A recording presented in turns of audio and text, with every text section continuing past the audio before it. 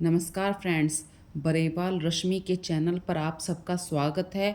और आज की जो जानकारी है, आज हम कहाँ घूमने गए, मैंने अपनी वीडियो में क्या क्या करा है वही सब बता रही हूँ। तो फ्रेंड्स, मैं आज अपने गांव जहाँ पर मेरा जन्म हुआ था उस गांव का नाम है परीक्षितगढ़, किला परीक्षितगढ़। और मैं बढ़ले गांव की रहने वाली हूं। और आज तक आपने बस महाभारत की वीडियो में ही देखा है राजा परीक्षित या श्रमिक ऋषि, श्रृंग ऋषि कैसे थे, उनका ओरिजिनल स्टैच्यू कैसा है, वही मैं आज आप सबको दिखा रही हूँ। क्योंकि ये जगह हमारे गांव में खेतों के बिल्कुल बीचों बीच है और यहाँ पे बहुत सारी मान्यताएं भी हैं।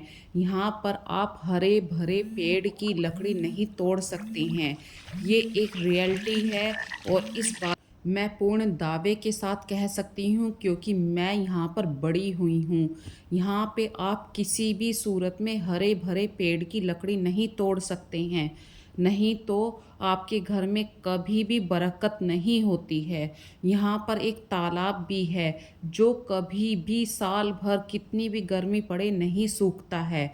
और ये सब चीज़ों को देखते देखते मैं बड़ी हुई हूँ, तो इस बात में बिल्कुल भी झूठ नहीं है।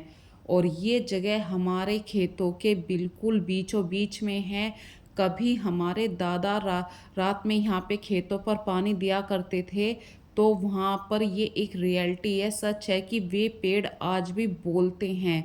यहाँ पर कोई भी रात में नहीं रुकता है। जिस तरीके से वृंदावन वाली बातें सच्चाई में हैं, उसी तरीके से फ्रेंड्स श्रृंग ऋषि की भी सच्चाई है।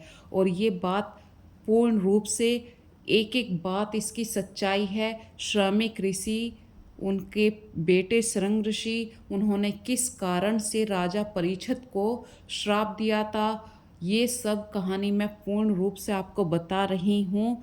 तो राजा परीक्षित कौन थे, और हमारे जो सिटी का नाम है, जैसे आप लोग कहते हैं ना कि मेरठ सिटी है, ऐसे ही मेरठ सिटी के पास किला परीक्षितगढ़ एक जगह है। उसी परीक्षित के नाम पर, परीक्षित राजा के नाम पर ही ये जगह का नाम पड़ा हुआ है परीक्षितगढ़। और इस टाइम जो आप जगह देख रहे हैं स्क्रीन पे, ये जंगल नहीं है, ये श्रृंग ऋषि आश्रम है। और ये श्रृंग ऋषि आश्रम, आजकल तो यहाँ पे काफ़ी सारे बंदर भी रहने लगे हैं और बंदरों का आतंक ज़्यादा हो चुका है। बंदर जहाँ पर भी होते हैं ये सब बातें होती ही हैं। तो फ्रेंड्स, यहाँ पर हर मंगलवार को बंदरों को जिमाने का काम सभी पब्लिक करती है और हम भी आते रहते हैं। मेरा ही गांव है ये। और अगर आपको झूठ लग रहा हो तो प्लीज़ आप कमेंट में बताना मुझे, मैं आपकी हर बात का सच्चाई के साथ, प्रूफ के साथ जवाब दूंगी। और फ्रेंड्स, मैं ये कहना चाहती हूँ कि राजा परीक्षित जब कभी शिकार करने के लिए आते थे तो उन्हें प्यास लगी, क्या हुआ, हमें जितना भी पता है अपने दादाओं के थ्रू, तो फ्रेंड्स उन्होंने इसी आश्रम में आके पानी मांगा। और श्रृंग ऋषि, जो आश्रम का नाम पड़ा हुआ है, वो श्रमिक ऋषि के बेटे थे श्रृंग ऋषि। और उन्होंने श्राप दिया था राजा परीक्षित को। ये जो इस टाइम स्क्रीन पे दो चरण आप देख रहे हैं, ये श्रृंग ऋषि और श्रमिक ऋषि दोनों के चरण हैं। और फ्रेंड्स, ये जो अभी आपको तस्वीर दिख रही है इस टाइम, ये श्रृंग ऋषि और श्रमिक ऋषि, उनका ओरिजिनल स्टैच्यू है। श्रमिक ऋषि और श्रृंग ऋषि, श्रमिक ऋषि के बेटे थे श्रृंग ऋषि। और किसी कारण राजा परीक्षित ने एक मरा हुआ सांप इनके गले में डाला था। आप अभी भी स्टैच्यू पे देख लीजिए, वो मरे हुए सांप को देखकर ही श्रृंग ऋषि जी को क्रोध आया था। उन्होंने उस समय परीक्षित राजा को श्राप दिया था कि आज से 7 दिन बाद तुम्हारी मृत्यु हो जाएगी। और वो थे तक्षत नाग। ये हकीकत कहानी है। ये देखिए फ्रेंड्स, श्रमिक ऋषि के गले में जो इस टाइम ये नाग है, ये ओरिजिनल स्टैच्यू है और ये मेरे गांव के अंदर है। अगर आपको कोई भी जानकारी लेनी है तो प्लीज़ मुझे कमेंट ज़रूर करना।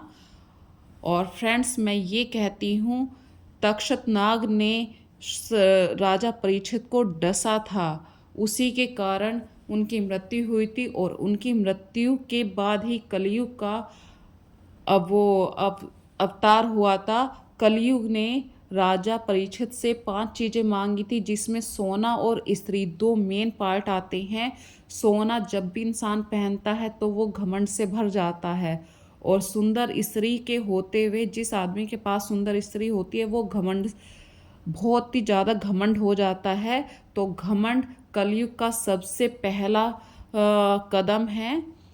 और जब राजा परीक्षित को श्राप मिला था तो उन्होंने अपनी मृत्यु का उपाय करने के लिए श्रमिक ऋषि से उपाय पूछा था। तो उन्हें शुक्र ताल पे उन्होंने 7 दिन भागवत कथा सुनी थी। वो शुक्र ताल भी हमारे गांव के पास ही है, थोड़ा सा हसनापुर के पास है शुक्र ताल। तो उसकी वीडियो मैं आपको फिर कभी दिखाऊंगी, क्योंकि आज की वीडियो में मैं सिर्फ शृंग ऋषि आश्रम के बारे में आपको बता रही हूँ। और ये जो हरा भरा घना जंगल आप देख रहे हैं, यहाँ पे मान्यता है कि आप सूखी लकड़ी लेके जा सकते हैं यहाँ से, पर किसी भी हरे भरे पेड़ की लकड़ी नहीं तोड़ सकते हैं। ये यहाँ की मान्यताएं हैं। और आप लोग अच्छे तरीके से जानते हैं, महाभारत आप सबने देखी है। द्वापर युग के अंतिम राजा हुए थे राजा परीक्षित, और परीक्षित के बेटे थे जन्मेजय। यानी आपको अपनी भाषा में आसान शब्दों में बताऊं, महाभारत में अर्जुन को सभी जानते हैं। अर्जुन के पुत्र थे अभिमन्यु। अभिमन्यु के बेटे थे राजा परीक्षित, और परीक्षित का अंत हो गया तो उसके बाद परीक्षित के बेटे थे जन्मेजय, और जन्मेजय ने ही तक्षतनाग के वंश को खत्म करने के लिए यज्ञ किया था, क्योंकि तक्षतनाग के काटने से ही राजा परीक्षित की मृत्यु हुई थी। तो फ्रेंड्स, ये बिल्कुल रियलिटी है, और मैं इस बात को पूरी तरीके से इसलिए कह रही हूँ क्योंकि मैं इन चीज़ों को यहाँ पे देखती हूँ, महसूस करती हूँ। ये हरा भरा जो आप जंगल देख रहे हैं, यही शृंग ऋषि आश्रम है। और यदि आप इसे नेट पे सर्च करेंगे तो शायद अभी आपको नहीं मिलेगा। हाँ, यहाँ पे काफ़ी सारी पिक्चरें बनती हैं। हमने भी खुद कैमरेमैन्स को देखा है, यहाँ पे वैज्ञानिकों ने भी खोज करी है। तो फ्रेंड्स, कभी भी इस बारे में अगर आप मेरी वीडियो देखें तो प्लीज़ किसी और को शेयर ज़रूर कीजिए, और ताकि वो भी जान सकें कि शृंग ऋषि आश्रम की सच्चाई क्या है, राजा परीक्षित कौन थे। ये हमारी संस्कृति है और धरोहर है। आज की डेट में यहाँ पे हमारी सरकार ने काफ़ी ध्यान देना शुरू कर दिया है। शृंग ऋषि आश्रम के चारों तरफ बाउंड्री भी बनाई गई है, और बंदर तो खैर हर जगह आ ही जाते हैं, और बंदरों के आने से किसी भी जगह का एक माहौल चेंज हो जाता है। यदि आप अपने इलाके की सच्चाई जानते हैं और वो हकीकत में है, तो मैं सबसे यही कहना चाहती हूँ कि उन चीज़ों को आप किसी भी तरीके से दूसरे तक पहुँचाएँ।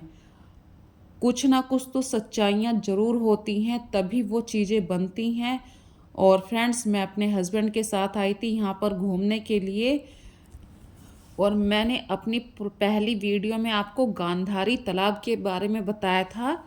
तो हम मेरठ के जिस एरिया में रहते हैं, ये काफ़ी फेमस जगह है। गांधारी तालाब है, शुक्रताल है, श्रमिक ऋषि का आश्रम मैंने आपको दिखाया है। मैं कभी हसनापुर जाऊंगी तो वो जगह भी मैं आपको दिखाऊंगी। तो ये हमारे आसपास की बिल्कुल ऐसी फेमस जगह हैं। कोई भी आपको नॉलेज लेनी है, जानकारी लेनी है, तो प्लीज़ मेरे फ्रेंड्स, आप मेरी वीडियो को प्लीज़ पूरा देखिए और कमेंट ज़रूर कीजिए। भाई, आपने सही जानकारी दी है, गलत जानकारी दी है, आपको जो भी अच्छा लगे आप प्लीज़ मुझे कमेंट ज़रूर क्या कीजिए। और मैं इसी बारे में अब आपके साथ थोड़ी सी हंसी मजाक भी करते हैं, क्योंकि वीडियो के बारे में मुझे जितना पता था मैंने आपको बता दिया है। यहाँ पर जब से ये बंदर आए हैं तो बहुत ही अच्छा मन भी लगने लगा है, और सबसे अच्छी बात है ये बंदर किसी को नुकसान भी नहीं पहुँचाते हैं। सिर्फ इनको खाने पीने की चीज़ें चाहिए, और अपनी खाने पीने की चीज़ें लेके ये वापस अपने पेड़ों पे चढ़ जाते हैं। बिल्कुल आराम से हाथ से चीज़ लेके चले जाते हैं। और हर जगह की मान्यताएं अलग होती हैं, लैंग्वेज अलग होती हैं। तो महाभारत टाइम में तो आपने महाभारत जब देखी होगी तो राजा परीक्षित की मृत्यु कैसे हुई ये सब आप जानते हैं। लेकिन हमारे गांव में ये बात कहते हैं कि जब राजा परीक्षित ने एक मरा हुआ सांप श्रमिक ऋषि के गले में डाला था तो उस श्राप से बचने का जो उपाय बताया गया था वो ये था कि राजा या तो अपने कमरे से बाहर ना निकलें या फिर किसी ऐसी चारपाई पे लेटे जिसके ऊपर बान पे बान ना चढ़ा हो। पहले टाइम में जो चारपाई बनती थी उसको इतने आराम से बनाया जाता था कि बान के ऊपर बान ना चढ़े। आज भी ये कहते हैं कि अगर कोई ऐसी चारपाई बुनी हुई होती है तो उस पर सांप नहीं चढ़ता है, उसकी परछाई से भी सांप मर जाता है। तो राजा परीक्षित जब अपनी चारपाई पे बैठे थे, जब उन्हें पता चल चुका था कि भाई मेरी मृत्यु किसी सांप के काटने से होने वाली है, तो वो एक चारपाई जिसकी बान पर बान नहीं चढ़ा हुआ था, ऐसी चारपाई पर ही बैठे रहे थे 7 दिन। लेकिन ये कहते हैं कि मृत्यु को जब आना होता है तो वो किसी भी रूप में आती है। तो तक्षक नाग एक सुंदर फूल बनकर आए थे, सुंदर फूलों का गुलदस्ते के अंदर छिपकर बैठे। यही यहाँ की मान्यता है, यहीं के लोग कहते हैं। तो फ्रेंड्स, राजा ने देखा कि भाई फूलों के अंदर तो सांप आ नहीं सकता और जब सांप आएगा तो मैं अपनी चारपाई पे होऊंगा। तो यहाँ की मैं लैंग्वेज के बारे में ही बता रही हूँ, आप ये मत सोचना कि मैं कैसे बोल रही हूँ फ्रेंड्स। तो राजा हमारे जो मतलब दादा दादी बताते हैं, यही बताते हैं कि लास्ट समय में राजा का एक पैर चारपाई पर और एक पैर जमीन पर था। और जैसे ही उन्होंने फूल उठाया इसी बीच में ही आके तक्षक नाग ने उन्हें माथे पे डस लिया था और माथे पर ही उनके सिर पर था मुकुट सोने का और सोने के अंदर ही था कलयुग का विराजमान। तो जहाँ पे कलयुग है वहाँ पे ऑटोमेटिक आपकी बुद्धि ऐसी हो जाती है कि आप गलत ना करना चाहें फिर भी गलत होता है। कलयुग की ऐसी मान्यताएं हैं, कलयुग ही आपसे सही काम करवाता है और गलत काम करवाता है। अगर आपने सही काम कर भी रखे हैं और आपके सिर पे कलयुग का पूरा समय चल रहा है तो आप सही होते हुए भी गलत काम में फंस जाते हैं। इसे ही समय का फेर कहते हैं। तभी से द्वापर युग का अंत हुआ और कलयुग का प्रवेश हुआ। कलयुग के टाइम खत्म होने के बाद ही कल्पी भगवान अवतार लेंगे। फ्रेंड्स, मुझे पूरी नॉलेज नहीं है, अगर कोई गलती हो रही है तो प्लीज़ इग्नोर कर दीजिए। और मैं इस बारे में तो कंफर्म कह रही हूँ, जो मैं वीडियो अभी दिखा रही हूँ ये ओरिजिनल स्टैच्यू हैं और इस जगह को हम सुरंग ऋषि आश्रम के नाम से जानते हैं। और ये है यहाँ का ध्वज, जैसे मंदिर में एक ध्वज होता है वही ध्वज था। तो फ्रेंड्स, आज की जानकारी आपको कैसी लगी प्लीज़ मुझे कमेंट में ज़रूर बताना।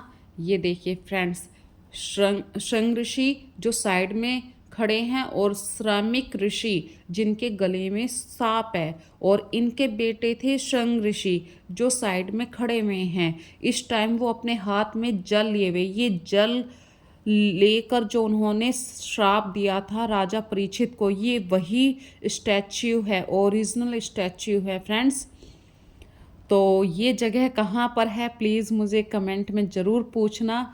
और शुक्रताल के बारे में मैं आपको अगली वीडियो में जानकारी दूंगी या उससे अगली वीडियो में, क्योंकि फ्रेंड्स बच्चों के एग्ज़ाम भी चल रहे हैं और घर परिवार को भी देखना होता है। अब ये नहीं हो पाता ना कि रोज़ रोज़ घूमने निकल जाएं। और फ्रेंड्स प्लीज़ मेरी वीडियो को पूरा देखा करिए, मैं आप सबसे यही रिक्वेस्ट करती हूँ। और मैं अगली वीडियो में शायद आपको अपने घर में कैसे पूजा होती है सांझी माता की वही दिखाने वाली हूँ, क्योंकि पितृपक्ष का लास्ट टाइम चल रहा है। तो मेरी नेक्स्ट वीडियो होगी पितृपक्ष पर और सांझी माता पर। तो friends bye bye. Thanks for watching.